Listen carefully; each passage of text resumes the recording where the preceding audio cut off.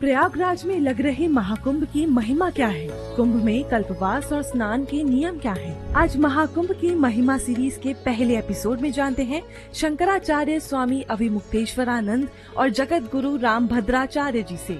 महाकुंभ क्यों होता है और क्या इसका रीजन है? इसका सबसे बड़ा स्पष्टीकरण शिव पुराण की कोटि रुद्र संहिता में मिलता है। किसी समय गौतम ऋषि को गो हत्या का पाप लग गया। जिन लोगों ने नकली गाय खड़ी की थी उन्होंने उसको गिरा दिया, तो उनको भ्रम हो गया कि मेरे द्वारा गाय का हत्या हो गई। लोगों ने कहा अगर गंगा के जल में आप डुबकी लगा के स्नान कर लें तब ये पाप नष्ट हो सकता है, अन्यथा नहीं नष्ट हो सकता। तो फिर उन्होंने प्रार्थना की गंगा माता से। उनकी प्रार्थना पर गंगा माता स्वर्ग से धरती पर आई और उन्होंने गंगा स्नान किया, जिससे उनके गोहत्या के जो पाप थे वे नष्ट हो गए। जब गंगा माता ने ये कहा कि अब हम जाएंगे, जिस प्रयोजन से हम आए थे वो पूरा हो गया, तो लोगों ने कहा कि नहीं माता, आप यहाँ पर रुकिए, क्योंकि बहुत सारे पापी, उनके पापों का भी निवारण होना चाहिए। तो माता गंगा ने कहा हर 12 वर्ष के बाद आप हमारे तट पर इकट्ठा होंगे और इकट्ठा होकर के ये प्रमाणित करेंगे कि आपने जो वचन दिया था अभी भी आपने उसको याद रखा है। तो ये परंपरा तब से चल पड़ी है। 4 स्थान पर अमृत की बूंद गिरी थी। गरुड़ के द्वारा जब गरुड़ लेके जा रहे थे अमृत, उसी ग्रह वही ग्रह जब पड़ता तब कुंभ लग जाता है। प्रयाग का कुंभ महाकुंभ होता है। कुंभ का आध्यात्मिक और धार्मिक महत्व क्या है?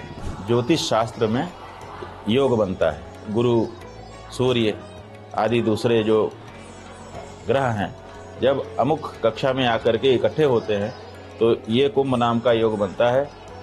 इसकी विशेषता ये है कि इस समय जो पुण्य कार्य किया जाता है वो कई गुना हो जाता है। कुंभ में अखाड़ों की क्या और कितनी भूमिका होती है? लीड करते हैं आचार्य, अखाड़े उनके सेनापति होते हैं। हमारे 3 सेनापति होते हैं, निर्वाणी, नभसेना, निर्मोही जल सेना और दिगंबर स्थल सेना।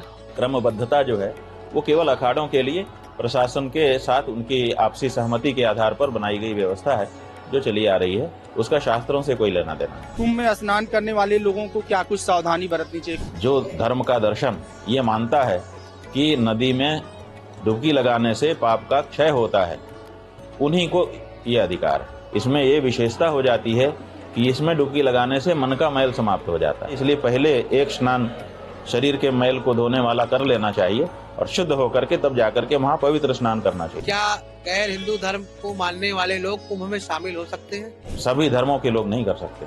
जिस धर्म के दर्शन में ये स्वीकृति है कि हम डुबकी लगाएंगे तो ये पुण्य की डुबकी है और इससे पाप क्षय हो जाएगा, पुण्य की प्राप्ति हो जाएगी, उनको अधिकार है, उन्हीं के लिए ये पर्व है।